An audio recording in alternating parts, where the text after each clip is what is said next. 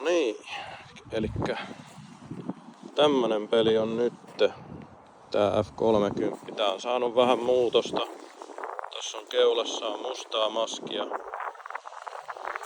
Sitten on tullut näihin sivupeileihin hiilikuitukuoret. Ja sitten on tullut vähän tummennusta taakse. Japan Racing vannetta.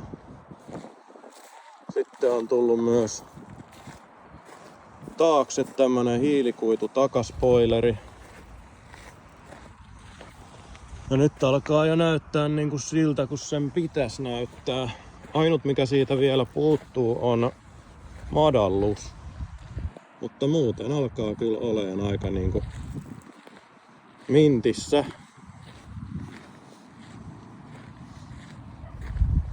Tässä vielä kauttaaltaan nyt miltä se näyttää. Onhan se ihan eri auto nykyään.